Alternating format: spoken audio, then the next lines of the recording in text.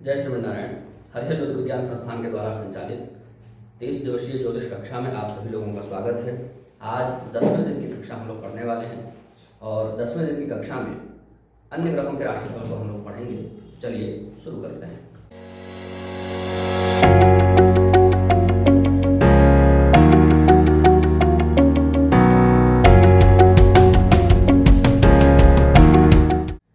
अभी तक हम लोगों ने चंद्रमा का राशिफल पढ़ा है और चंद्रमा का राशिफल थोड़ा कुछ ज्यादा ही विस्तार से पढ़ा है। जो नक्षत्र फल है वो भी एक प्रकार का राशिफल ही है और जो राशिफल है वो भी एक प्रकार का नक्षत्र फल ही है, क्योंकि राशि और नक्षत्र तो एक ही है। तो चंद्रमा के फल को समझने के लिए, विस्तार से समझने के लिए हम लोगों ने नक्षत्र फल भी पढ़ा और राशिफल भी पढ़ा, क्योंकि चंद्रमा का प्रभाव सबसे ज्यादा पड़ता है। लग्न और चंद्रमा दो चीजें हैं, गत कक्षा में भी बताया था। लग्न हमारे शरीर को द्योतित करता है, चंद्रमा हमारे मन को द्योतित करता है और सूर्य हमारे आत्मबल आत्मशक्ति को द्योतित करता है। ये तीनों जो है अत्यंत महत्वपूर्ण है। तो जन्म कुंडली देखते समय भी ये तीनों कुंडलियां बनाई जाती हैं और उनको देखी जाती हैं और इसी पद्धति को कहा जाता है सुदर्शन चक्र पद्धति, जिसको इंट्रोड्यूस किया है महर्षि पराशर ने। सुदर्शन चक्र की पद्धति जो है उसमें ये तीनों ही चीजें, लग्न भी होता है, चंद्रमा भी होता है, सूर्य भी होता है। इन तीनों कुंडलियों को एक साथ बनाते हैं और एक साथ देखते हैं। बहुत ही अच्छी पद्धति है। अब ये कक्षा तो उसकी नहीं है, इसलिए उस पर चर्चा नहीं करेंगे, बस उसका महत्व बता रहा हूँ। इन तीनों कुंडलियों का महत्व है और इन तीनों कुंडलियों को देखने की परंपरा है। आज भले लोग केवल लग्न कुंडली देख के बात करते हों, पर परंपरा ऐसी नहीं है। परंपरा तो इन तीनों कुंडलियों को ही साथ में देखने की है। साथ में नवांश कुंडली भी होना चाहिए, 5 कुंडलियां साथ में होनी चाहिए। लग्न कुंडली, चंद्र कुंडली, सूर्य कुंडली, नवांश कुंडली और भावचलित कुंडली। उसके बाद ही हम कोई बात बोल सकते हैं या कुछ बात कर सकते हैं, न्यूनतम। और अधिकतम में 16 वर्गीय होना चाहिए, अष्टक वर्ग भी होना चाहिए। अधिकतम में 16 वर्ग और अष्टक वर्ग दोनों चाहिए। न्यूनतम में इतनी चीजें चाहिए ही चाहिए, तब जाकर के आगे बात बनती है। अब चंद्रमा के फल को तो विस्तार से समझा, आगे लग्न के फल को भी विस्तार से समझेंगे, क्योंकि अभी तो ये बात होगी ना कि भाई जब लग्न का भी वैसा ही महत्व है तो जब चंद्रमा कमजोर हो जाता है तो वही सारे फल, नक्षत्रों के वही सारे फल जो चंद्रमा के संबंध में बताए गए हैं वो लग्न वाले मिलने लग जाते हैं। ठीक है, जहां पर चंद्रमा की स्थिति कमजोर हो जाती है, चंद्रमा फल देने में सक्षम हो जाता है, ऐसी स्थिति में लग्न का नक्षत्र हावी हो जाता है और लग्न में जो नक्षत्र होता है वही उसी के लक्षण जो है व्यक्ति जातक के व्यवहार में दिखाई पड़ने लग जाते हैं। तो उसको लग्न ही मान करके चलना है एक तरह से। ठीक है, तो एक तरह से लग्न की चर्चा भी हो गई और चंद्रमा की चर्चा भी हो गई। लग्न के बारे में और भी चर्चा आगे मिलेगी, लग्न के संबंध में और भी फल कथन आगे मिलेंगे। अभी हम लोग ग्रहों के बारे में, ग्रहों के राशिफल के बारे में पढ़ने वाले हैं। ग्रहों का राशिफल बहुत काम का है और इस फलों को समझने के लिए आपको ग्रह मैत्री याद होना चाहिए। किस ग्रह की किस से मित्रता है, किस ग्रह की किस से शत्रुता है। इसके अलावा आपको तत्व याद होना चाहिए, किस ग्रह का कौन सा तत्व है और किस राशि का कौन सा तत्व है। तो यदि मित्रता और तत्व ये सब आपको ध्यान में है तो राशिफल भी आपको ठीक से समझ में आ जाएगा और ये दिमाग में बैठ भी जाएगा। अब हम लोग सूर्य की बात करते हैं। सभी ग्रहों में राजा होता है सूर्य, तो पहली राशि उसको मिलनी चाहिए। पहली राशि हमें, उसमें सूर्य उच्च का होता है, 10 अंश में परम उच्च हो जाता है। ठीक है, तो मेष राशि में जब सूर्य होगा तो सूर्य भी अग्नि है और मेष भी अग्नि है। उसमें एक समस्या होगी, क्या? मेष अग्नि तत्व की राशि है ना, उसमें एक समस्या होगी, क्या? व्यक्ति के अंदर भी आग होगा। आग मतलब गुस्सा होगा, एंगर होगा, छोटी छोटी बात में गुस्सा करना, यह स्वभाव होगा, आक्रामक होगा, ये सभी गुण होंगे उसके अंदर। लेकिन उसके अंदर सक्रियता बढ़ जाती है, ऊर्जा डबल हो गया ना, डबल इंजन की सरकार बन गई। मेष राशि में भी अग्नि है, वहां भी सभी ईंधन मिल रहा है। अग्नि है मतलब ईंधन मिल रहा है, ऊर्जा मिल रही है। और इधर सूर्य देव भी वहां विराजमान हो, उधर सभी ऊर्जा मिल रही है। तो उसके अंदर अथाह ऊर्जा हो गया, बहुत ऊर्जा हो गई। वो अकेले 10 लोगों का काम कर सकता है, इतनी ऊर्जा हो गई। जल्दी जल्दी करेगा, उसको कोई छेड़ देगा तो तुरंत डांट देगा। आप लोग ऐसे व्यक्तित्व वाले बहुत सारे लोगों को देखे होंगे, 10 आदमी का काम अकेले फटाफट फटाफट करता रहेगा, उसको डिस्टर्ब मत करिए। डिस्टर्ब जहां किया वहां आप डांट दें। ऐसे बहुत सारे लोग आप लोग देखे होंगे, उनका सूर्य उच्च का होता है, उनकी आवाज में एक अलग बुलंदी होगी। तो धीरे भी बोलेंगे तो लगेगा कहीं आपस में बात भी कर रहे हैं ना, तो लगेगा ये आदमी उसको डांट रहा है, जबकि वो डांट नहीं रहा है, समझा रहा है।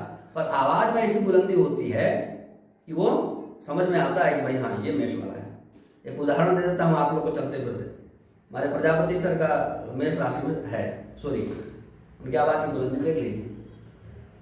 आप लोगों के सामने है इसलिए दे रहा हूँ, किसी की कुंडली का रहस्य खोलना इधर उद्देश्य नहीं है, एक उदाहरण दे रहा हूँ। तो इस प्रकार से आपको लोग दिखेंगे चारों तरफ, उनकी आवाज अलग ही बुलंदी होगी, समझ में आ जाएगा कि इस व्यक्ति का तो मेष राशि में सूर्य होगा जरूर, तभी आवाज में ऐसी बुलंदी है। इसके अलावा काम फटाफट करेंगे, और भी काम करने उठे तो आधे घंटे में जितना काम कर देंगे उतना काम आप 2 घंटे में नहीं कर सकते, ऐसी स्फूर्ति होगी। तो ऊर्जा से भरे हुए होते हैं, खूब ऊर्जा, डबल ऊर्जा मिली है ना, दोनों ओर से अग्नि मिली। थोड़े आक्रामक होते हैं, आवाज में बुलंदी होती है, और फटाफट कार्य करने वाले होते हैं, बहुत सक्रिय होते हैं, बुद्धिमान होते हैं, लंबे समय तक उनकी मेमोरी बहुत अच्छा साथ देती है। और अग्नि तत्व जहाँ अधिक होता है वहाँ नेत्र की ज्योति भी अच्छी होती है। ऐसे लोगों को चश्मा बहुत देर से लगता है, बहुत देर तक उनकी आंखें टनाटन रहती हैं। प्रसिद्ध होते हैं, अल्पधनी होते हैं, क्योंकि उनको पैसा संभालने का फुर्सत नहीं है, पैसे को उतना महत्व नहीं देते हैं, इसलिए अल्पधनी होते हैं। इसके बाद वृष राशि में आ जाइए। सूर्य राजा है, शुक्र मंत्री है। राजा और मंत्री का तालमेल बैठ जाए तो कितना अच्छा शासन चलेगा। सुखमय शासन, सुखमय शासन मतलब गीत संगीत सब पूरे होंगे। प्रसन्न होता है व्यक्ति तो क्या करता है, अच्छा भोजन बनवाएगा, अच्छे गाने सुनेगा। एकांत में जाकर आदमी करता क्या है, जंगल पहाड़ में बढ़िया से गाना बजाकर आराम से सो जाएगा। तो सारे शौक उसके उस समय पूरे होने लगते हैं। सूर्य जब वृष के साथ में आ जाता है, शुक्र की राशि में आ जाता है, तो ऐसा व्यक्ति शौकीन होता है, शांत होता है, गीत संगीत पसंद करता है, अच्छा भोजन पसंद करता है, अच्छे विचार, अच्छी मंत्रणा, ये सब उसको पसंद आते हैं। फिर मिथुन राशि में आ जाइए। मिथुन राशि बुध की राशि है, तो बुध की राशि है, मिथुन राशि है, वहां पर जब सूर्य पहुंचता है तो क्या होता है, डिस्टर्बेंस होता है। मिथुन राशि स्त्री पुरुष का जोड़ा है और सूर्य वहां लाइट है। अब कहीं कोई कपल बैठा हो वहां पर जलाइएगा तो डिस्टर्ब नहीं होंगे, तो ये लोग डिस्टर्ब हो जाते हैं, तो क्लेश उत्पन्न होता है। तो सूर्य जहां जब मिथुन राशि में आता है तो क्लेश उत्पन्न होता है। लेकिन मिथुन राशि जो है वो तेज तरार राशि, वो तेज तरार राशि, उनको गणना करने में लोग कुशल होते हैं, गणित करने में कुशल होते हैं, मैनेजमेंट करने में कुशल होते हैं, काम संभालने में कुशल होते हैं, उनको आप बड़ी जिम्मेदारी दे सकते हैं। तो मिथुन राशि में जब सूर्य हो जाता है, सूर्य भी राजा है, तो स्वयं तो काम करे ना करे, वो कई लोगों से काम कराने में कुशल हो जाता है। राजा वाले गुण हो जाते हैं, स्वयं काम करना आता है और राजा वाले गुण आ गए तो कई लोगों से काम कराएगा, ये वाले गुण उसके अंदर आ जाते हैं। तो गणना कुशल होने से सूर्य भी जो है वो गणना का मालिक है, ज्ञान का मालिक है, विद्या का मालिक है। तो इन सब आप देखिए पुरानी जितनी विद्याएं हैं सब सूर्य भगवान से प्राप्त करते हैं। कई सारे ऐसे तंत्रों में उल्लेख मिलते हैं। तो वहाँ पर मिथुन राशि वाले पढ़ने वाले होते हैं, उनका पढ़ाई से संबंध हमेशा बना रहता है, कुछ न कुछ संबंध बना रहता है। एकदम ही राशि विकृत हो गई हो, पाप करते इत्यादि में पड़ी हो, बुध एकदम चौपट हो गया हो, वो अलग बात है। लेकिन फिर भी ऐसे लोग नहीं भी पढ़ेंगे तो पढ़ने वालों का सम्मान करते हैं, हृदय से सम्मान करते हैं, ऐसे लोगों में गुण होता है। तो जीवन भर उनका विद्या से संबंध बना रहता है। अब एक तो विद्या देने वाला, source of education, source of knowledge, और दूसरा एक राशि प्लेटफॉर्म, नॉलेज का प्लेटफॉर्म, दोनों जब मिल जाएंगे तो ज्ञान की उत्पत्ति होगी। तो ऐसे बहुत विद्वान होते हैं, विद्या के धनी होते, अनेक विद्याओं को जानते हैं। फिर कर्क राशि पर आइए। कर्क राशि चंद्रमा की राशि है, चंद्रमा रानी है, सूर्य राजा है। कर्क राशि में जब आ जाता है तो वही हाल होती है जैसा संपूर्ण भारत में पतियों का हाल है पत्नियों के सामने, ठीक है। तो सरेंडर कर जाते हैं, अपना सारा सैलरी सौंप देते हैं, तो हो जाते हैं निर्धन और बालक बन जाते हैं, जैसे हमको कुछ नहीं आता है। पत्नी के सामने तेज नहीं बनना चाहिए, पत्नी के सामने आप बालक बने रहिए तो फायदे में रहेंगे, तेज नहीं बनना चाहिए। तो भगवान सूर्य तो स्वयं सबको विद्या देने वाले, उनको ये बात पता नहीं है, उनको ये बात पहले से पता है।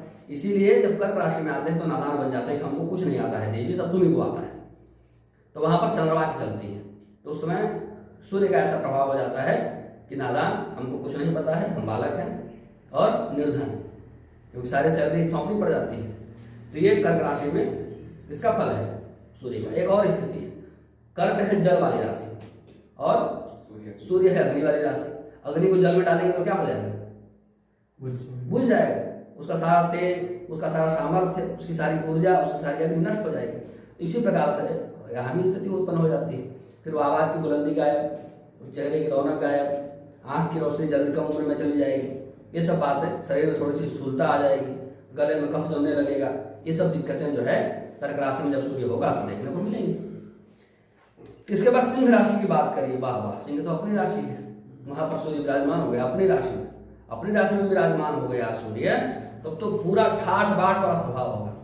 वो आदमी कभी अकेले चलेगा ही नहीं, लाभ लश्कर के साथ चलेगा, बिना सैलरी के मित्र रखेगा जो उसके साथ चलेगा, 4-5 लोगों के साथ ही चलेगा, उसका जब भी होगा तो टीम के साथ होगा, बिना टीम के नहीं मिलेगा, अपने टीम के साथ होगा, सबके ऊपर शासन करेगा। बहुत कम मित्र होंगे, गिने चुने होंगे, घनिष्ठ मित्र जो होंगे जिससे मन की बात बोली जा सके, ऐसे लोग बहुत कम होंगे। और ऐसा योग यदि लग्न में बन जाए तो फिर लोग अल्पायु होते हैं, वो लोग अल्पायु होते हैं जिनके मित्र कम होते हैं। तो जब लग्न में सूर्य हो जाता है, किसी कोई भी व्यक्ति हो, सिंह लग्न हो, लग्न में सूर्य हो, आप देखिएगा शायद ही उसका कोई मित्र हो, और कोई मित्र होगा भी तो इतना दूर होगा कि दुख सुख में पहुंच नहीं सकता है, इस तरह की स्थिति होगी। शेर जो है अकेले मान में पड़ा रहता है, वही स्थिति इस जातक को देखने को मिलती है। तो अपने मरने से पहले घर बना लेगा, आलीशान संपन्न सब कुछ कर लेगा, और सारी सुख सुविधाएं सब कुछ प्राप्त कर लेगा, लेकिन बातें वही है कि मानसिक रूप से ऐसे लोग कमजोर होते हैं, मित्रों का वो नहीं होने के कारण अपने मन की व्यथा ज़्यादा कुछ वो नहीं कर पाते हैं, तो सब दिक्कतें होती हैं। और वो राजसी गुण बहुत होता है, हम राजा हैं ये वाला, लोग बैठने के स्टाइल में, भोजन करने के स्टाइल में, खान पान के स्टाइल में, सब में आपको दिखेगा। नमक भात ही खाएंगे ना तो इतना बढ़िया से बैठा करके खाएंगे जैसे लगेगा कि 56 भोग खा रहे हैं, ऐसा मतलब भौकार वाला सिस्टम होता है, ठीक है। तो ये सब स्थिति सिंह राशि में जब सूर्य होता है तो देखने को मिलती है। चेहरा गोल होगा, बड़ा होगा, देखते ही समझ में आएगा कि सिंह राशि में सूर्य है। इसके बाद कन्या राशि की बात करते हैं। अच्छा, ये लोग मूछ भी छोटी छोटी रखते हैं, वो लंबी मूछ ऐसे रौबदार वाले मूछ नहीं रखेंगे सिंह राशि में, छोटा छोटा मूछ रखेंगे, बस मैंने मूछ नहीं रखेंगे, ऐसा मूछ रखना है, थोड़ा सा रखना है, ऐसा स्वभाव देखने को मिलेगा। या तो एकदम छोटा सा कटवा लेंगे, इधर दिखाई पड़ेगा, या तो छोटा सा इतना सा रख लिए। वो कोई आता था कॉमेडियन देखे होंगे, बस इतना सा रखता था, बस उसकी कुंडली खोज कर देखिएगा, मिलेगा, समझ गए ना, उसकी कुंडली खोज कर देखिएगा, सिंह राशि में होगा सूर्य उसका। अब चलिए कन्या राशि की बात करते हैं। कन्या राशि तो पूरा पूरा व्यापारी राशि है, कन्या को पैसा चाहिए कैसे भी हो, समाज में भी वही स्थिति है, तो कैसे भी हो धन चाहिए।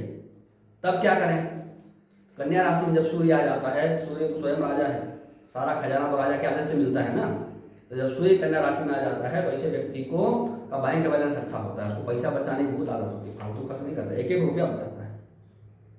तो पैसे का खूब संचय करने वाला, संचित धन इन लोगों के पास होता है पर्याप्त मात्रा में, भले कम कमाएं पर बचाएंगे वो। 10 रुपये कमाएंगे तो 8 रुपये बचा लेंगे, 2 रुपये में काम चलना हो, जहाँ चलना होगा वहाँ 1 रुपया 80 पैसा में ही काम चला लेंगे, कोशिश करेंगे 1.5 में ही हो जाए। तो इस प्रकार से कन्या राशि में सूर्य होने पर ये सब चीजें होती हैं। इसके बाद तुला राशि पर आइए। तुला राशि में जब होते हैं तो राजा और मंत्री साथ हो गए, साहस हो गया, पर शुक्र के जितने भी दुर्गुण हैं वो सब तुला राशि में भरे हुए हैं, और शुक्र के जितने सद्गुण हैं वो सब वृष राशि में भरे हुए हैं। 2-2 राशियां हैं ग्रहों की 2-2 राशियां हैं, तो उनके एक में सद्गुण ज्यादा है, एक में दुर्गुण ज्यादा है। तो शुक्र के जितने भी दुर्गुण है वो सब तुला राशि में भरे हुए हैं। जब सूर्य वहां आ जाता है, राजा का ही वो है ना, वो एक है कि कोई इसमें हमारे चाचा विधायक हैं वाला है ना सिस्टम, जब चाचा ही विधायक हैं तब क्या, वो सैया थानेदार तो डर का है, वही स्थिति हो जाती है। जब राजा हमारे पक्ष में खड़ा है तो हम चाहे जितना आतंक मचाएं, राजा का हाथ सर में है, तो फिर ऐसे लोग कोई भी गलत आचरण करने से भी नहीं डरते। खूब इनकी कथा कहानियां बनती हैं, स्कूल लाइफ से ही शुरू हो जाता है सिस्टम। तो शुक्र की राशि में, तुला राशि में सूर्य का होना अच्छा नहीं होता है। अब कहाँ चले, वृश्चिक राशि। वृश्चिक राशि थोड़ी जिद्दी राशि है, सिंह राशि में थोड़ी जिद्दी है, और वृश्चिक राशि में थोड़ी जिद्दी राशि है। बिच्छू का आदत भी ऐसा ही होता है, पकड़ ले तो छोड़ेगा नहीं, ठीक है, और सर उसको मोड़ के फेंक दीजिए, वो हाथ उसका पकड़ा ही रहेगा, ये स्थिति है। तो जिद्दी राशि है, वहां पर सूर्य पहुंच जाए तो अब जिद करने के लिए एनर्जी और ज्यादा मिल गया ना, जिद करने के लिए एनर्जी और ज्यादा मिल गया तो परम हठी हो जाते हैं, जब वृश्चिक राशि में सूर्य आ जाता है तो ऐसे लोग परम हठी हो जाते हैं। लेकिन सेनापति की राशि है, मंगल सेनापति है, सेनापति की राशि है वृश्चिक और सूर्य राजा है। राजा और सेनापति जहाँ मिलते हैं वहाँ पराक्रम बहुत होता है, तो पूरे दुनिया में सब डरते हैं उनसे, उनका शासन मानते हैं, बिना कहे स्वीकार करते हैं, और जहाँ खड़े हो जाएंगे उनको कुछ कहना नहीं पड़ेगा, स्वयं लोग हाथ जोड़ के खड़े हो जाएंगे। इस तरह का उनका व्यक्तित्व और इस तरह का उनका रौब होता है। वृश्चिक राशि में सूर्य होने पर सब लोग उनका सम्मान करते हैं। लेकिन ओवर कॉन्फिडेंस होता है, राजा और सेना हमारे साथ है, कौन क्या करेगा, तो ओवर कॉन्फिडेंस होने के कारण असावधान रहते हैं, पूर्ण रूप से सचेत नहीं होते। इसके बाद धनु राशि की बात करते हैं। धनु राशि में जब सूर्य आता है तो धनु राशि बृहस्पति की राशि, गुरु की राशि है। गुरु कौन है? मंत्री, सूर्य राजा, और सूर्य भी देवता है और गुरु देवताओं के ही मंत्री हैं। तो यहाँ मंत्रणा शक्ति बहुत अच्छी हो जाती है, सारा काम व्यवस्थित रूप से चलता है, सारा काम दूरदर्शिता के साथ चलता है, जीवन बहुत अच्छा व्यवस्थित होता है, धन की कोई कमी नहीं होती है। तो ये सब होना जो है बहुत अच्छा वो माना जाता है। किसमें? धनु राशि में। एक नुकसान है, नुकसान क्या है कि व्यक्ति धर्म कर्म में ही इतना ज़्यादा उसका फोकस होता है कि अपने पर्सनल काम में ध्यान कम हो जाता है। बृहस्पति धर्म का वो है ना, तो पूरा ध्यान जो है इतना उधर लग जाता है कि इधर फिर ध्यान कम हो जाता है, तो व्यापार में कभी हानि नुकसान ये सब हो सकता है। अब मकर राशि की बात करें। मकर जो है वो किसकी राशि है? शनि की राशि है। मकर राशि में शनि की राशि में जब ये पहुंचता है, कौन? सूर्य। तब क्या होगा? तब व्यक्ति के अंदर और ज्यादा पिता पुत्र दोनों मिल गए, एनर्जी बढ़ जाती है, काम करने की क्षमता बढ़ जाती है, तो कार्य कुशल होते हैं, परिश्रमी होते हैं, विवेकी होते हैं। पर मकर राशि शनि की राशि है, इसलिए कुछ न कुछ दुर्गुण तो आना है, और वो दुर्गुण आएगा कि व्यक्ति कंजूस हो जाता है, धन कम खर्च करता है। इसके बाद आइए कुंभ राशि में। कुंभ राशि को सबसे खराब राशि माना गया है, पहले भी बताया। तो कुंभ राशि में जब ये आता है, और शनि के साथ सूर्य का संबंध भी बहुत बेहतर नहीं माना गया है, ठीक है। एक राशि में तो अच्छा संबंध है, एक राशि में खराब संबंध है, कुंभ राशि में खराब संबंध है। कुंभ का सूर्य को बिल्कुल भी अच्छा नहीं माना जाता है। कुंभ राशि में सूर्य है तो पिता का सुख नहीं मिल रहा है, या तो पिता रहेंगे तो ऐसी स्थिति होगी, आप उधर चलिएगा, पिताजी उधर चलेंगे, कभी तालमेल बनेगा नहीं, कभी मिलकर कोई काम कर नहीं सकते, ऐसी स्थिति उत्पन्न होगी। कुंभ राशि के सूर्य वाले जितने भी जातक हैं वो पिता के सुख से वंचित होते हैं, वो सोचते रहते हैं कि भाई मिले मिले मिले, पर मिलता नहीं, चाहे जैसे भी कारण हो, चाहे जो भी कारण, ठीक है। तो वो भाग्य से पीड़ित होते हैं, पिता का सुख बहुत कम प्राप्त कर पाते हैं। मीन राशि में जब सूर्य होता है तो राजा है और पानी पर्याप्त रूप से मिला हुआ है। मीन राशि मछलियां तैर रही है, इसका मतलब पर्याप्त पानी है, बरसात का पानी है, पर्याप्त पानी है, बरसात का पानी है, तालाब का पानी है, नहर का पानी है। कहाँ काम आता है? खेती बाड़ी में काम आता है। तो वो करेगा क्या व्यक्ति? खेती बाड़ी करेगा, खूब रुचि होगी उसमें, खेत में घूमना पसंद होगा।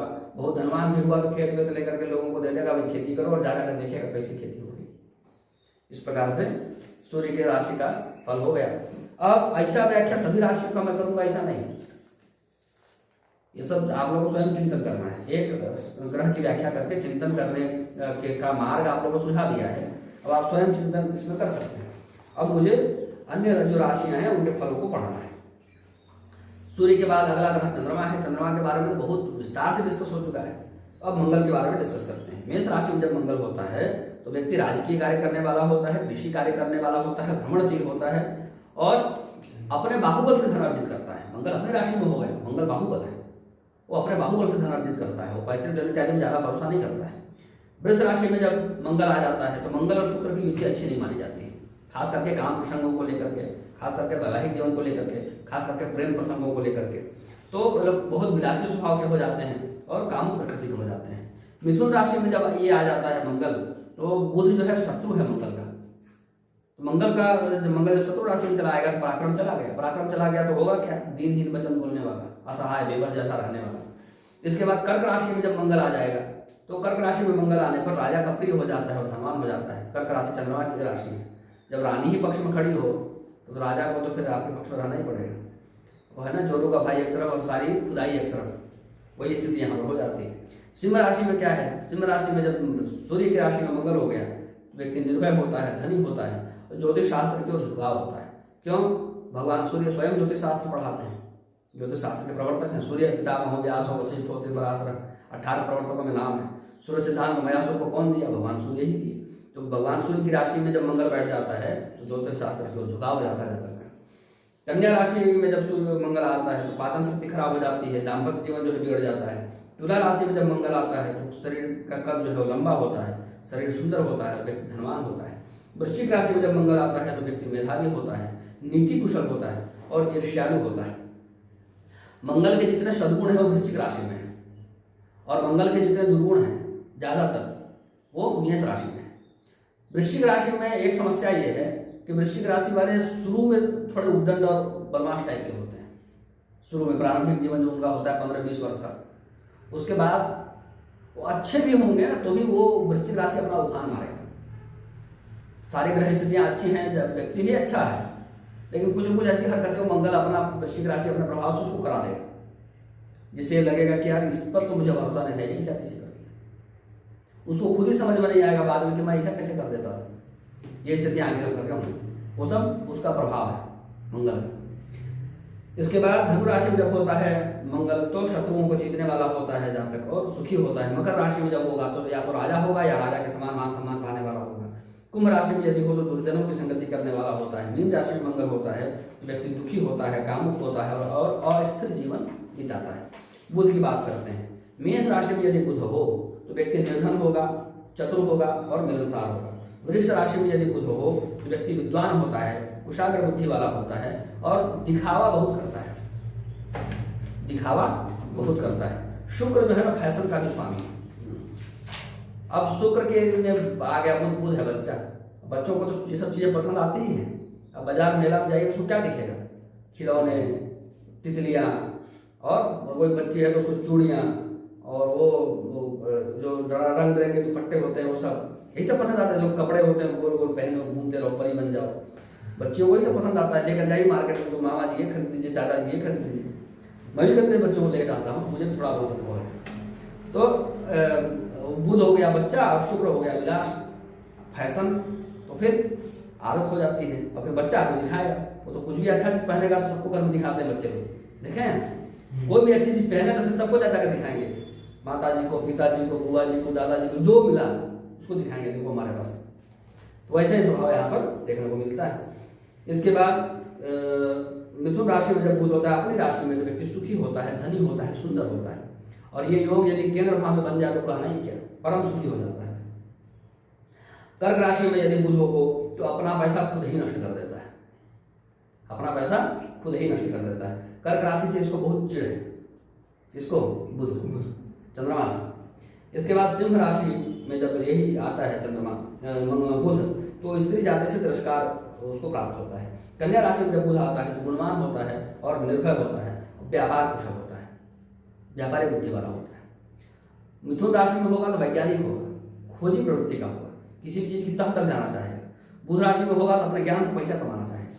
दोनों में अंतर है, दोनों के टेंडेंसी में अंतर है।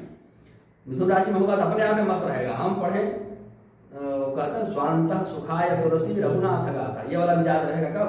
जब मिथुन राशि में बुध होगा। और कन्या राशि में यदि हो गया तो हम थोड़ा इतना भी पढ़े हैं तो वो कैश में आना चाहिए। लोग कहते हैं ना ये श्लोक करोड़ों का है, बोले करोड़ रुपए कहाँ है, याद कर लिया। कोई कह रहे कि ये बात करोड़ों का है तो याद कर लेगा, बोलेगा लाओ करोड़ रुपए, किधर है करोड़? और नहीं तो हम बना लेते हैं, मार्केट से उठा लेते हैं। भाई करोड़ों की बात है तो करोड़ रुपए उठाना पड़ेगा ना। हमारे पास करोड़ों की बात पड़ी है, करोड़ों पढ़ा ही नहीं, कौन मानेगा कि मेरी बात करोड़ों की है? दुनिया को बताना पड़ेगा कि ये बात करोड़ों की है, देखो मैं इस बात से करोड़ों कमा लिया। ये विचार वहां पर होता है जब कन्या राशि में बुध होता है। तुला राशि में जब होगा तो व्यक्ति विद्वान होगा, स्वामी भक्त होगा, विनीत होगा। वृश्चिक राशि में जब होगा तो निर्धन होगा, स्वार्थी होगा और अधार्मिक आचरण करने वाला होगा। धनु राशि में जब होता है तो राजा का प्रिय होता है। मकर राशि में जब होता है तो शिल्पी होता है और दूसरों की नौकरी करने वाला होता है। आप देखिएगा अक्सर जो शिल्प काम कला वाले होते हैं वो थोड़े सांवले रंग के होते हैं, उनमें कुछ न कुछ सांवलापन आता है। कहाँ से आता है? मकर से आता है। मकर और कुंभ राशि सांवली राशि है, उनका स्वरूप ऐसा ही है। और वहां बुध हो जाए, शिल्प विद्या तो बुध ही देता है, दूसरा कोई ग्रह दे नहीं सकता।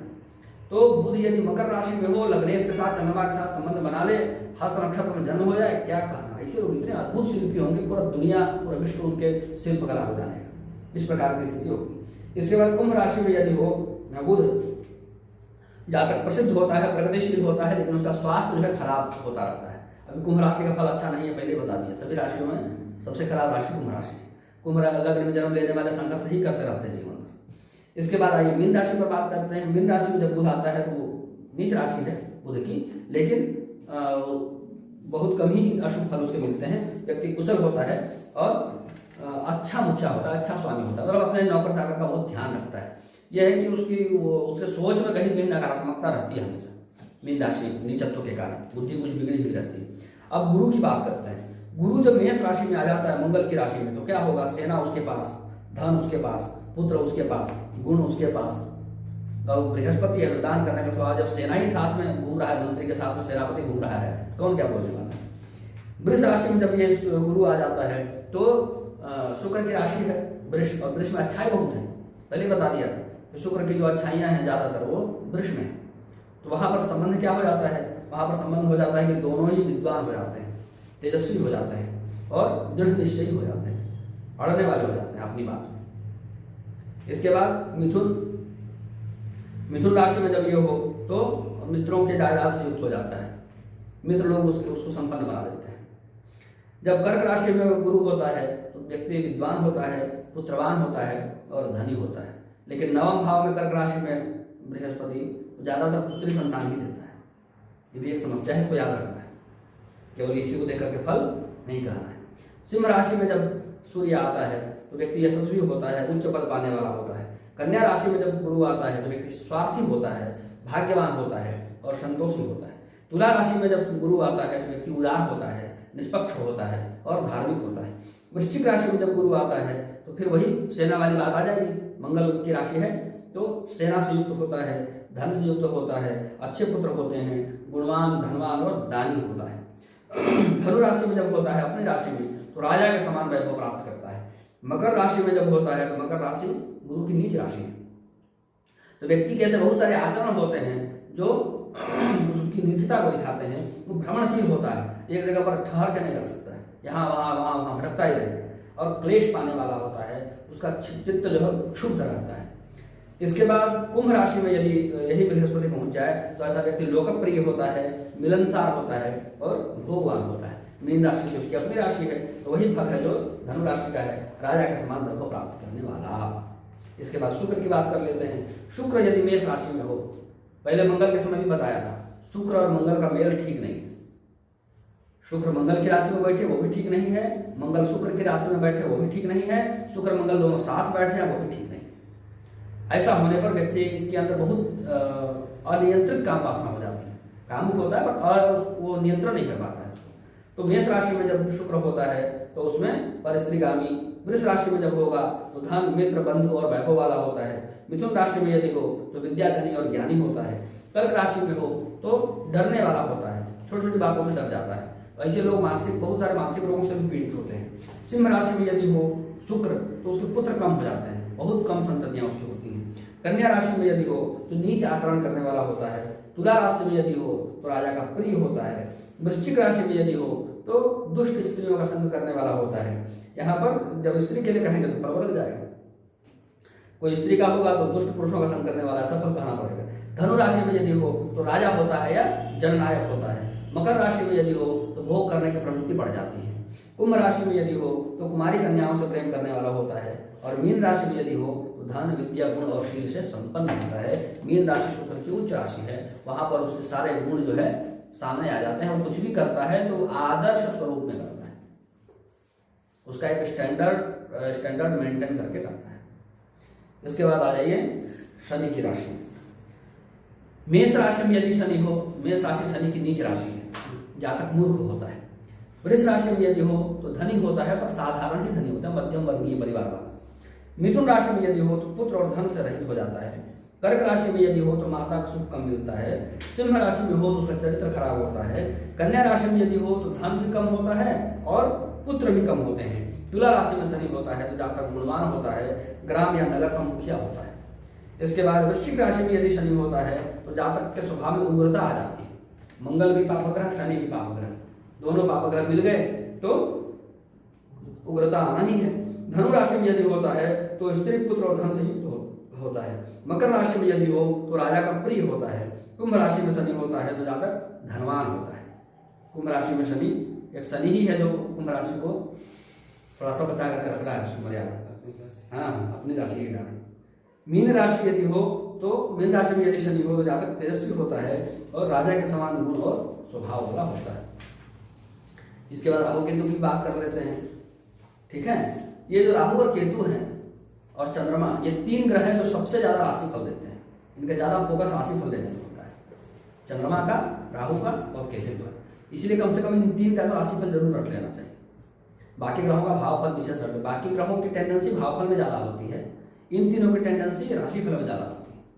नहीं देते हैं ऐसा नहीं है, एक उसका सामान्य झुकाव की बात कर रहा है।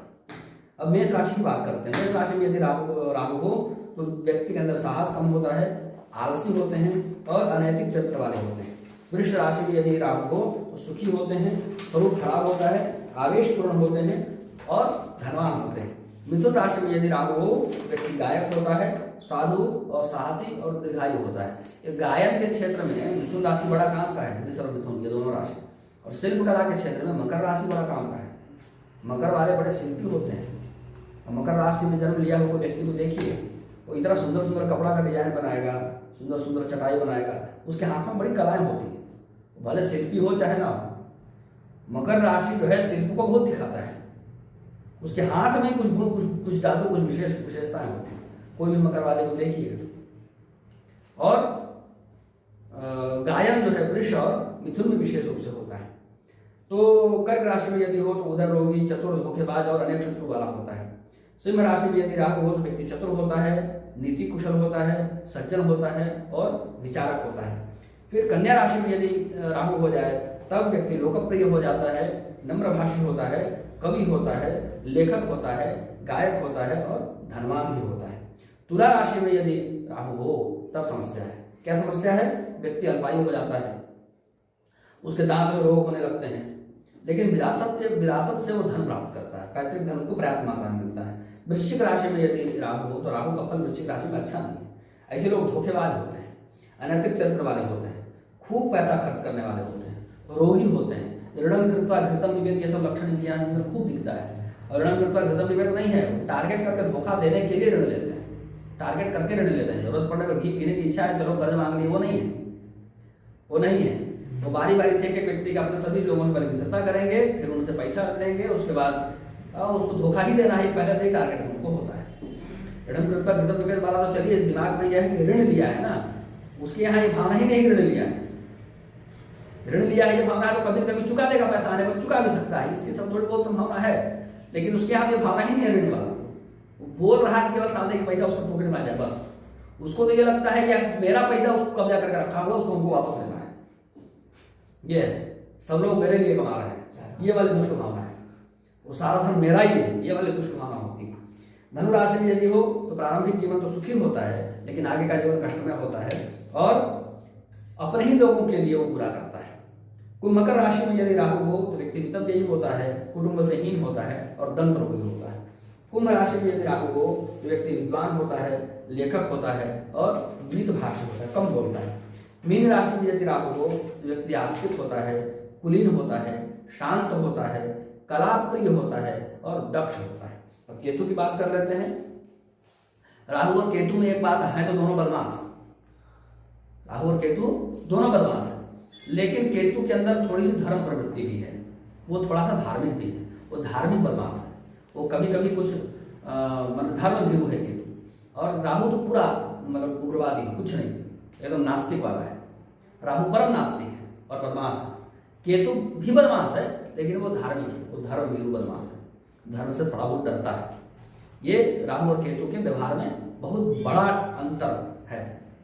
तो ये सब उनके दशाओं में भी दिखेगा, ये सब उनके फल में भी दिखाई पड़ेगा। मेष राशि में यदि केतु होगा तो अस्थिर स्वभाव वाला होगा, बातूनी होगा और सुखी होगा। वृष राशि में यदि केतु होता है तो जातक दुखी होता है, आलसी होता है, बातूनी होता है और कामुक स्वभाव का होता है। केतु यदि मिथुन राशि में हो जाए तो व्यक्ति वाद रोगी होता है, अभिमानी होता है, संतोषी होता है, अल्पायु होता है और क्रोधी स्वभाव का होता है। कर्क राशि में यदि केतु हो जाए तो दुखी होता है और उसको हमेशा भूत प्रेत का डर सताता रहता है। सिंह राशि में यदि केतु हो जाए तो फिर भी बातूनी होगा, डरपोक होगा, असंतोषी होगा और उसको हमेशा इस बात का डर रहता है कि हमको कोई सांप ना काट ले, उसको सांप से बहुत डर होता है। उसके सामने रुई भी रख दीजिएगा तो डरेगा। छोटे छोटे बच्चे ऐसे होते हैं, कुछ बच्चे ऐसे ही होते हैं, रुई भी रख दीजिएगा तो सांप सांप करके भागेंगे। अरे वो सांप नहीं है, रुई है। उनको सांप का नाम बताया कौन? शब्द में तुमको कौन बताया? वो याद जन्म से याद करके आते हैं। क्यों याद करके आते हैं? तो किसी में राशि में केतु होता है। फिर कन्या राशि में यदि केतु हो जाए तो व्यक्ति रोगी होता है, मूर्ख होता है, उसकी पाचन शक्ति खराब होती है। तुला राशि में यदि हो तो फिर शरीर में दाग सफेद सब होता है ना, वो सब समस्याएं होने लगती हैं। कोढ़ हो सकता है, कामुक प्रवृत्ति तो होगी तुला राशि में जब केतु है तो बहुत शीघ्र क्रोध करने वाला होगा और दुखी होगा। और ये सब जो होते हैं ना, सब टेंडेंसी केतु ही प्रदान करता है। किसी को प्रेम प्रस्ताव दिया, नहीं मानी तो हम तेजाब छोड़ देंगे। ये सब जो दुर्गुण उत्पन्न होता है, ये सब जो आक्रामक रवैया होता है, ये सब इन्हीं कारण होता है, राहु केतु के कारण। वहां पर कहीं कहीं राहु का संयोग होता है। वो स्त्री ने प्रेम प्रसंग किया, नहीं माने तो किडनैप करवा दिया, वो डब्बा में पैक करके फेंक दिया। दुर्गुण तो स्त्री पुरुष किसी के अंदर भी होता है, वो स्त्री पुरुष देख करके तो आता नहीं, दुर्गुण तो दुर्गुण है। उसी प्रकार से इसके बाद कहाँ चल रहे थे हम लोग? वृश्चिक में। वृश्चिक को तो बता ही दिया। निर्धन होते हैं, कोढ़ से पीड़ित होते हैं, सब बता दिया है ना। धनु राशि में यदि केतु होता है तो व्यक्ति असत्यवादी होता है और धोखेबाज होता है। मकर राशि में यदि केतु होगा तो अपने जन्म स्थान में नहीं रहेगा, अपने जन्म स्थान से दूर जाएगा, वहां व्यापार करेगा, वहां सफल होगा, वहां नाम कमाएगा, अपने जन्म स्थान को छोड़ देता है। परिश्रमी होता है और बहुत साहसी होता है और प्रसिद्ध भी होता है। कुंभ राशि में यदि केतु हो जाए तो दुखी होता है। कुंभ राशि और केतु का संयोग हो गया। आवारा होता है, बहुत व्यय करता है। क्या है? आमदनी अठन्नी, खर्चा रुपया, ये वाली स्थिति इन लोगों के साथ होती है। और धन इनके पास सामान्य ही रहता है। मीन राशि में यदि केतु हो तो मीन राशि में केतु का फल अच्छा है। विदेश यात्रा करता है, आवेश से भरा हुआ होता है, परिश्रमी होता है, धार्मिक होता है और आध्यात्मिक भी होता है। ये सभी इसका फल है, केतु का फल है। अब एक उदाहरण हम लोग ले लेते हैं, कोई सा भी, किसी की भी कुंडली खोल लीजिए और एक उदाहरण लेकर के इन फलों का मिलान कर लेते हैं। भाई देखना कैसे बनाइए। सबके पास सॉफ्टवेयर होगा, एस्ट्रोलॉजी में होरोस्कोप करके एक सॉफ्टवेयर मैंने बताया था, उसको कैसे यूज करना है, उस पर भी एक वीडियो बना करके यूट्यूब में डाला हुआ है। उसके माध्यम से कोई एक कुंडली बना लीजिए। कौन सी कुंडली बनाए बताइए, डेट टाइम उसमें फीड करिए अच्छे से, बताइए कोई डेट बताइए। 12/11/2005 टाइम बताइए। 7 बजे 7 PM 7:00 PM यानी 19 बजे। हमें 24 घंटे में टाइम डालते हैं। प्लेस कहीं करा दीजिए। जिला बोलो, जिला डिस्ट्रिक्ट अयोध्या। अयोध्या। अयोध्या नहीं आएगा तो वहाँ क्या डालना पड़ता है? फैजाबाद। अयोध्या में आ जाएगा तो अयोध्या डालना है। भरिए, अब बताइए क्या है?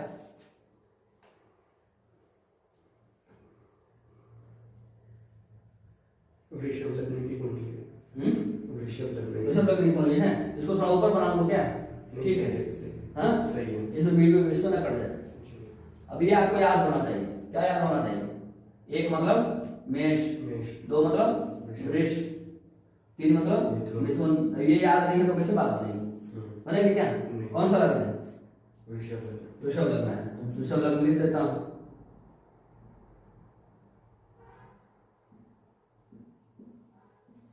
अब बताइए सूर्य कहाँ है? भरिए, उसमें भरिए आप डेट टाइम भरिए। मुझे डाउनलोड करवाया था ना सॉफ्टवेयर, ये सब डेट टाइम भरिए उसमें। चक्र भाव में सूर्य यहाँ सूर्य हो गया। चंद्रमा, चंद्रमा एकादश, चंद्रमा हो गया। मंगल बताइए। मंगल द्वादश, मंगल द्वादश ठीक है। बुध बताइए। सप्तम, गुरु बताइए। षष्ठ, शुक्र बताइए। अष्टम, शनि बताइए। तृतीय, राहु बताइए। एकादश, केतु बताइए। पंचम, ठीक हो गया। गिनती कर लेते हैं। 1 2 3 4 5 6 7 8 9 ग्रह उसमें परिपूर्ण हो गए। मिल गया। अभी सूर्य किस राशि में है? 7 लिखा है। 7 मतलब तुला राशि। नहीं तो पुस्तक में भी देख सकते हैं, यहाँ नंबर और राशियां लिखी हुई है। ये रहा नंबर, ये रही राशि। ठीक है। 7 मतलब तुला राशि। तुला राशि में सूर्य क्या फल है? पढ़िए जरा जाकर। साहसी होगा, गलत आचरण होगा। हाँ, साहसी होगा पर आचरण अच्छा नहीं होगा। तो गलत आचरण करने के लिए साहस तो चाहिए। जिसके अंदर साहस ही नहीं होगा वो गलत आचरण कर सकता है क्या? हाँ, चोरी करने के लिए कितना साहस, कितना हिम्मत चाहिए। हाँ, पकड़े गए तो पिटा जाएंगे, ये भी होना, इसका भी तो कॉन्फिडेंस चाहिए, कोई देख ना रहा हो। अब कैसे कोई रोक लेगा, हम लोग उठा करके रहेंगे गुरुजी क्यों? गुरुजी, ये वाला फल मतलब सारी राशि में लाके देखना है या फिर लग्न में देखना है? मतलब सारी राशि मिला कर तो मतलब जैसे ये लग्न में ये देखना होता है कि राशियों में भी देखना होता है? कौन सी राशि? ये जो फल है, मतलब जैसे लग्न में सूर्य है तो उसके ये तो हिसाब से देख रहा ना, तुला राशि लिखा है, सूर्य लिखा है, हमने राशि फल खोला, तुला राशि सूर्य, ये लग्न का नहीं है, लग्न का नहीं है ना? नहीं, आगे होगा उसके बाद। लग्न का मतलब मतलब लग्न में लग्न का फल बताते हैं, लग्न में अगर सूर्य हो तो ऐसा होगा। वो तो भाव फल है, ये राशि फल है, दोनों में अलग अलग अंतर है। ये तो राशि फल का है, केवल सूर्य जहाँ बैठा है वहां कौन सी राशि लिखी है उसकी बात कर रहे हैं। फिर चंद्रमा की बात करिए, चंद्रमा किस राशि में है? मीन राशि, उसका फल पीछे कल बताया ही था, देख सकते हैं। उसके बाद मंगल को देखिए, मेष राशि में, मेष राशि में मंगल का क्या फल है? राजकीय कार्य करेगा, राजकीय कार्य करेगा, ऋषि कार्य करेगा, भ्रमणशील होगा और अपने बाहुबल से धनार्जन करेगा। ये सब फल दिखाई पड़ेंगे। एक फल मैं अपने उसको बता देता हूँ जिसकी कुंडली है, विदेश यात्रा करेगा और सफल होगा। दूसरी बुध की बात करते हैं, बुध सप्तम भाव में है। नहीं, हमको राशि देखना है, कौन सी राशि है? वृश्चिक राशि। वृश्चिक राशि में देखिए पन्ना प्रति देखना सिखा रहा हूँ कैसे देखना है, उदाहरण। निर्धन होगा, स्वार्थी होगा। बुध का राशि फल आइए, वृश्चिक में बढ़िए क्या लिखा है? निर्धन, स्वार्थी, अधार्मिक आचरण। हाँ, निर्धन होगा, स्वार्थी होगा और आचरण उसका अधार्मिक होगा। कहाँ पर आ गए? बुध की वृश्चिक राशि का फल है। अब बुध सप्ताह यदि भाव में से चलित नहीं हुआ है कि व्यक्ति अपनी प्रेमिका से कहाँ मिलेगा? बाजार में। ठीक है, बाजार में आपको कुछ सामान खरीद रही होगी, इधर से हीरो साहब पहुंचेंगे, प्रेम हो जाएगा, फिर आगे नंबर का आदान प्रदान होगा, उसके बाद आगे रिश्ते की बात बनेगी। अब गुरु की बात करते हैं, बृहस्पति कहाँ है? षष्ठ भाव में। भाव नहीं, राशि, तुला राशि। देखिए तुला राशि में बृहस्पति का क्या फल होगा? हाँ, निष्पक्ष होगा, धार्मिक होगा। ठीक है गुरु जी, यहाँ ये दो बात है, पहले बुद्धि के अनुसार देखे तो अधार्मिक, दोनों फल मिलता है ना, उसके दशा में दोनों फल मिलेगा। विचार व्यवहार में दोनों चीजें दिखाई पड़ेगी। कभी कोई नियम छूट गया तो कोई आपत्ति नहीं है, वो धार्मिक वाला हावी हो जाएगा, छोड़ो ना, आज नहीं हुआ तो नहीं हुआ। दोनों चीजें होगी, जब जिसका वर्चस्व रहेगा तब वो हावी हो जाएगा। जब गोचर में बृहस्पति बलवान होगा तो बृहस्पति अपने फल देता रहेगा, जब बुध बलवान होगा तो बुध अपने फल देगा। जब दशा में बृहस्पति के मित्रों की दशा चलेगी तो बृहस्पति बलवान होगा, वो अपना फल दिखाएगा, धार्मिक वाला आचरण। जब बुध के मित्रों की चलेगी तो बुध अपना दिखाएगा, अधार्मिक वाला आचरण। इस प्रकार से होगा, वो कुछ न कुछ वर्गीकरण किए रहते हैं। इसके बाद कहाँ पहुंच गए हम लोग? शुक्र को। शुक्र को देखिए किस राशि में है? नौ, धनु। धनु राशि में शुक्र का क्या फल है? जनपति, नेता बनेगा। हाँ, शुक्र में नौ, जनपति बनेगा या नेता बनेगा। ठीक है, इसके बाद शनि गुप्त विद्याओं का जानकार भी होते हैं। अष्टम भाव में यदि गुरु शुक्र होता है, इसलिए कुछ गुप्त विद्या जानते हैं, कुछ तंत्र मंत्र में विशेष श्रद्धा रखते हैं। शनि कहाँ पहुंच गया? कर्क में। माता का कम सुख। हाँ, माता का कम सुख होगा, घर से बाहर रहना पड़ेगा। तृतीय भाव में। हाँ, तृतीय भाव में। ऐसे व्यक्ति का जीवन यात्रा में ही होता है, किसी एक जगह पर लंबे समय तक नहीं टिकते हैं। थोड़ा सा रहे फिर आगे बढ़ गए, फिर थोड़ा सा रहे फिर आगे बढ़ गए। तो माता के साथ भी थोड़ा सा रहे और आगे बढ़ गए, इसलिए माता का सुख कम होता है। इसके बाद राहु को देखिए, किधर है राहु? मीन राशि से। क्या फल है? आस्तिक होगा, कुलीन होगा, शांत होगा, कलाप्रिय होगा, दक्ष होगा। अब धार्मिक वाले गुण ज्यादा मिल रहे हैं ना, एक बुद्धि बना रहा है, इधर राहु बल दे रहा है, केतु गुरु बल दे रहा है। ठीक है, तो इन सब बातों को देखना है। और गुरु के साथ में साक्षात सूर्य बैठा है, इसलिए भी गुरु का बल ज्यादा है। जो ज्यादा कुंडली में बलवान होगा वो हावी रहेगा, जो कम बलवान होगा वो कभी कभी उफान मारेगा, बीच बीच में मौका देख करके। फिर केतु का देखिए किस राशि में है? कन्या राशि में। कन्या राशि में केतु है। पाचन शक्ति की खराबी। हाँ, ठीक है, आगे बात समझ में, देखना आ गया कि नहीं आ गया? आ गया आपको? आपको सबको आ गया? जिसमें लग्नी खाली है इसमें तो भाव पर काम बता रहा है। लग्न खाली है तो लग्न का बात कहाँ चल रहा है? लग्न खाली है तो रहने दीजिए। 12 घर है और ग्रह 9 ही है, तो कम से कम 3-4 घर तो खाली होंगे ना भाई, कि नहीं खाली होंगे? होंगे ही होंगे। तो खाली है तो है, उससे क्या करना है? खाली है तो सबको सब फल थोड़ी मिलता है, संसार में सबको सब कुछ मिल जाता है क्या? जी नहीं। इसको क्या मिलेगा वही तो देखना है। हाँ। सबको सब कुछ मिल जाता तो फिर अलग बात थी। इसको क्या मिलेगा वही देखना है राशिफल। कौन सा ग्रह किस राशि में है उस राशि का फल दे रहा है, वो चीजें मिल रही। इस प्रकार से राशिफल आप लोगों ने देख लिया। अब इसके बाद कल होगा भाव का परिचय, ठीक है, भावेशों का ज्ञान, ये सब विषय कल होंगे। कल की कक्षा लंबी होगी और थोड़ी मुश्किल कक्षा होगी। आज विराम कर आज विराम कर दें तो ठीक है। यदि ये सब आप लोगों को अच्छा लग रहा हो तो अपनी कुंडली खुद सामने रख के देख सकते हैं, अपने फल को समझ सकते हैं। और एक बात मैं आप सभी लोगों को बता देना चाहता हूँ, बैठ जाइए। बहुत ऐसा फल होते हैं अशुभ फल, जिनको देख के व्यक्ति चौंक जाता है कि भाई मैं ऐसा कैसे करूँगा। तो वहाँ पर ये समझना चाहिए व्यक्ति ज्योतिषी के पास आता ही क्यों है। सारे फल जो दिखाई पड़ते हैं या होते हैं वो सभी हो ही जाने के लिए होते हैं, ऐसा नहीं। व्यक्ति का अपना भी तो कुछ सामर्थ्य है, भले वो 5% हो, भले वो 10% हो, भले वो 20% हो। इसलिए भगवान को कर्मण्यवादी का रास्ते कहना पड़ा।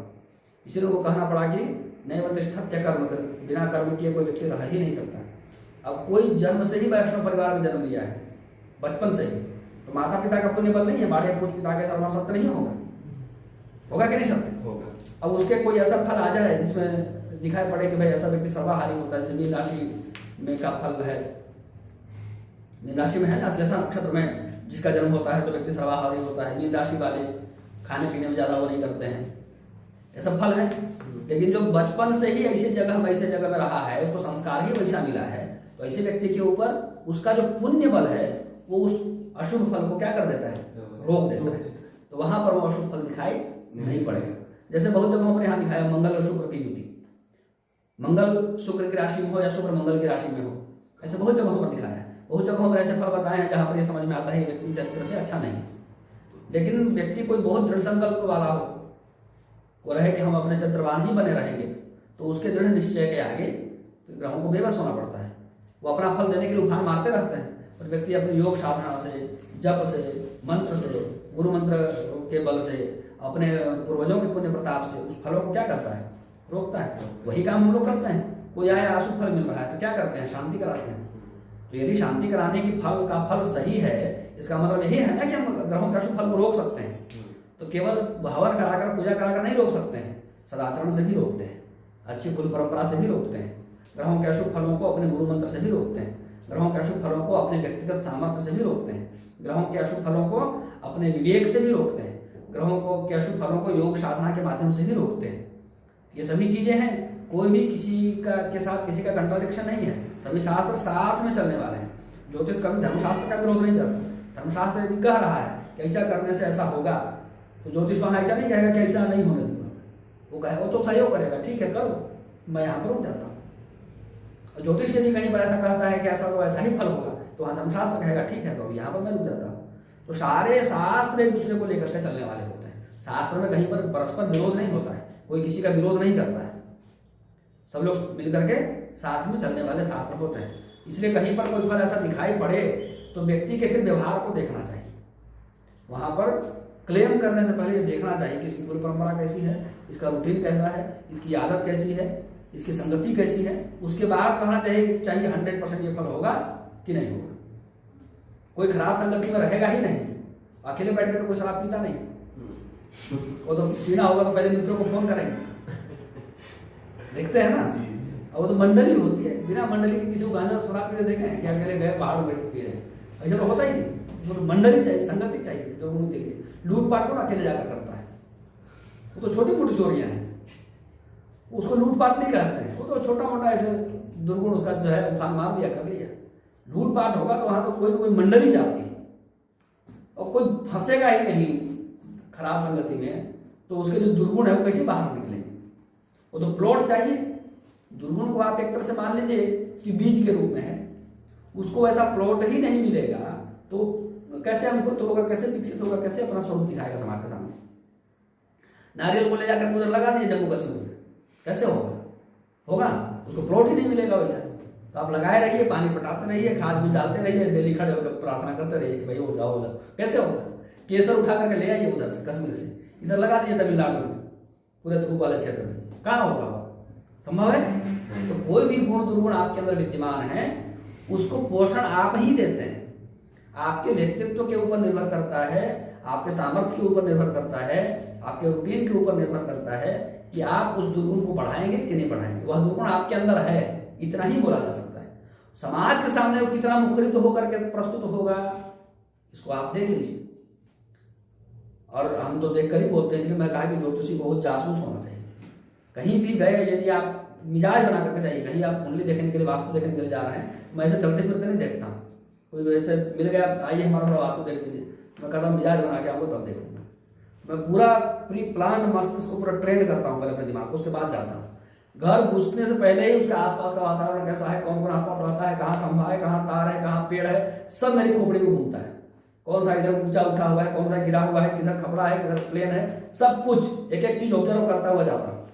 सारा भवन घूमने के बाद फिर बैठ के बात करता हूँ। ऐसे चलते फिरते बात हो नहीं सकती, तभी एक ठोस निष्कर्ष पर पहुंचा जा सकता है।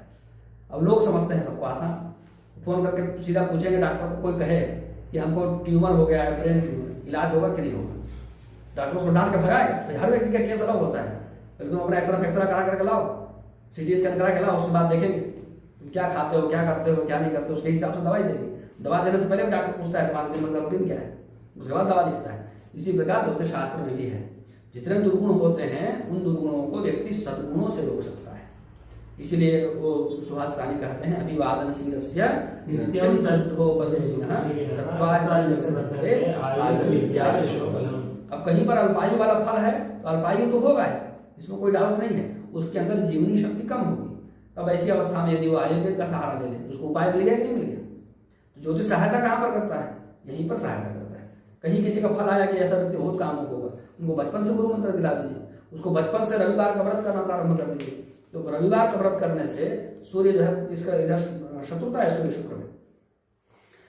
व्यावहारिक रूप से ये देवता हैं और राक्षसों के गुरु हैं, ये देवता हैं सूर्य। तो मंत्री होने के कारण इधर ग्रहों में तो ऐसी शत्रुता नहीं चलती, लेकिन ग्रह मैत्री में, लेकिन व्यवहार का देखा जाए, हृदय देखा जाए तो अब सूर्य राजा भी है। राजा जो कहेगा उसको मंत्री को मानना पड़ेगा। तो मैं भी ऐसे लोगों को जहां पर देखता हूं कि भाई शुक्र जो है मंगल के साथ बैठा है या शुक्र मंगल की राशि में बैठता है, मैं समझ जाता हूँ। तो कुछ बोलता नहीं, उसको इतना ही कहता हूँ कि रविवार का व्रत करिए बहुत निष्ठापूर्वक। उससे क्या होगा, आपका आत्मबल बढ़ेगा, आपके निर्णय लेने की क्षमता बढ़ जाएगी। आपको पता होगा कि मुझे कहाँ झुकना है, कहाँ नहीं झुकना है, कहाँ मन को कंट्रोल करना है, कहाँ कैसे आगे बढ़ना है। तो वहां पर आत्मबल बढ़ता है। वहां व्यक्ति आत्मबल के अभाव में ही कुछ गड़बड़ करता है ना। आत्मबल ही होगा वहां, जो जैसा चाहेगा वैसा करेगा। तो फिर रविवार का व्रत करने के लिए सबसे पहला उपाय मेरा यही होता है, क्या, रविवार का व्रत करिए। और कोई गुरु मिल जाए तो गुरु मंत्र लीजिए, गुरु मंत्र का नियमित रूप से जप करिए, भगवान के प्रति मन लगा करके रखिए, ठाकुर जी की सेवा करिए। इस बात को दिमाग में रखिए कि आपके सभी कर्मों को भगवान देख रहे हैं। ये सब बात बैठ जाए तो कैसे किसी को साहस होगा कुछ गलत करने का, होगा? उसका मन ही नहीं उफान मारेगा इधर, तो सब कुछ नियंत्रित हो जाएगा। तो ज्योतिष इन सब चीज़ों में बहुत सहायता करता है। अब कुछ चीज़ों में क्लेम नहीं कर देना है कि आप अच्छा कैसे, कोई अपनी माता पिता की कुंडली लेकर बैठ जाए, कहेंगे हमारे माता जी के बारे में ऐसा लिखा, हमारे पिताजी के बारे में ऐसा लिखा, हमारे भाई के बारे में ऐसा लिखा। आप उनके जीवन को देखिए, उनके सदाचरणों को देखिए, उनके कृतियों को देखिए। यदि उन्होंने अपने जीवन में संयम रखा है, संयम तो स्वयं में एक तपस्या है। तपस्वी लोग करते क्या है, संयमित जीवन जीते हैं। तपस्वी किसको कहा जाता है, जिसका जीवन संयमित है। तपश्चरा तपश्चरा तपश्चरा जो कहते हैं उनका क्या मतलब है, तपस्या करने का मतलब क्या है, जीवन को संयमित करने का। उसका फल नहीं है तपस्या का, संयम का फल नहीं मिलेगा। संयम के फल के कारण अशुभ फलों को दबाया जा सकता है और शुभ फलों को बढ़ाया भी जा सकता है। कोई अच्छा गुण मिल गया हस्तकला वाला, अब उसको आपको ट्रेनिंग ही मत दीजिए। यही सेम चीज इसके साथ भी। बुध होगा मकर राशि में तो व्यक्ति शिल्पी होगा ना, लेकिन उसको ऐसा करिए कि इसको कभी जाने ही मत दीजिए। ना उसको पेंटिंग सीखने दीजिए, ना उसको शिल्पकला सीखने दीजिए, ना उसको कोई सिलाई बुनाई कुछ करना ही मत दीजिए। जहां जहां जाए वहां रोक लगा दीजिए। कैसे करेगा, सीख पाएगा क्या? सहयोग मत कीजिए, उल्टा विरोध करिए, अड़ंगा डालिए। तो गुण तो उसके अंदर है, संभावना तो उसके अंदर है, पर वो संभावना दिखेगा थोड़ा बहुत, नहीं दिखेगा ऐसा तो नहीं है, लेकिन वैसा नहीं दिख पाएगा जैसा दिख सकता है। यदि आप जान गए कि इसका बुध है, मकर राशि में शिल्पी बनेगा, कोई अच्छे शिल्प शास्त्र के वेत्ता से के संरक्षण में उसका अध्ययन हो जाए 8 साल 10 साल, तो विश्व स्तर का शिल्पी बनेगा। जो व्यक्ति विश्व स्तर का शिल्पी बन सकता था उसको आप क्या कर दिए, चारों तरफ से कंट्रोल कर करके कर विघ्न डाल करके उसकी प्रतिभा को नष्ट कर दिए। तो अच्छे गुणों को भी दबाया जा सकता है और दुर्गुणों को भी दबाया जा सकता है। अच्छे गुणों को भी बढ़ाया जा सकता है और दुर्गुणों को भी बढ़ाया जा सकता है। ये जो फल बताए जाते हैं उसका तात्पर्य है कि ये सभी गुण बीज रूप में आपके अंदर बैठे हुए हैं। अब आप उपायों से, अपने कर्तव्यों से, अपने जीवन शैली से अच्छे गुणों को बढ़ाइए और दुर्गुणों को दबाइए। इसीलिए व्यक्ति ज्योतिष पढ़ता है। और नहीं तो जो यद भविष्यति तद भविष्यति, ऐसा ही यदि हो तो फिर ज्योतिष शास्त्र पढ़ने का कोई प्रयोजन ही नहीं।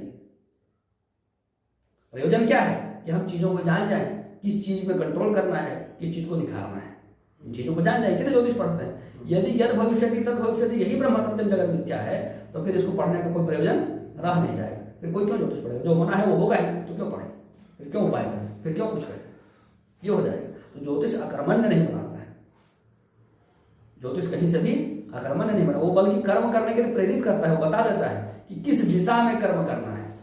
वेक्टर क्वांटिटी और स्केलर क्वांटिटी। एक होता है कि निश्चित दिशा में चलता है, एक चक्री है यहीं पर घुमाते रहे, वो कहीं नहीं जाएगा, यहीं घूमते रह जाएगा। और उसको एक दिशा दे दीजिए, चल तो दोनों रहे हैं, एक निश्चित दिशा में चलेगा तो बैंगलोर पहुंच जाएगा, मैंगलोर पहुंच जाएगा, हैदराबाद पहुंच जाएगा। और उतनी ही ऊर्जा एक ही जगह घूमता हुआ बर्बाद करता रहे, यही कहीं पड़ा रह जाएगा। तो ज्योतिष ये बताता है कि आपको अपनी ऊर्जा किस दिशा में लगानी है, तो आप एक सही जगह तक पहुंच सकते हैं। और नहीं तो भंवर की तरह एक ही जगह घूमते रहिए। ये ज्योतिष शास्त्र पढ़ने का प्रयोजन है और ये ज्योतिष शास्त्र का सामर्थ्य है। इन सब बातों को जरूर दिमाग में रखना चाहिए। नहीं तो नए नए लोग कुंडली खोलते हैं, उसके बाद फल मिलाते हैं, उसके बाद अपना दिमाग खराब करते हैं कि हमारा तो ऐसा मिल गया, हमारा तो वैसा मिल गया, हमारा माता जी के बारे में ऐसा बोल दिया, हमारे पिताजी के बारे में ऐसा बोल दिया, हमारे गुरु जी के बारे में ऐसा बोल दिया। भाई अक्ल नहीं है तो काहे अपने गुरु जी की कुंडली लेकर बैठे हो मिलान करने के लिए? मत देखो, तुमसे दिखाने आए हैं क्या? तुमसे दिखाने आए हैं क्या? तुम देख रहे हो? अपनी बुद्धि का इस्तेमाल करिए, उसके बाद देखिए। तो ये सब बातों को ध्यान में रख के ही अध्ययन करना चाहिए। ज्योतिष शास्त्र में बहुत सूक्ष्म भेद होता है, बहुत जगहों पर उनको समझना है और धीरे धीरे बचाते हुए आगे बढ़ना है। मिलते हैं अगली कक्षा में, जिसमें हम लोग भाव फलों पर बात करेंगे। यह वीडियो यदि अच्छा लगा हो तो आप इसको अधिक से अधिक लोगों तक पहुंचा सकते हैं। जय श्री राम।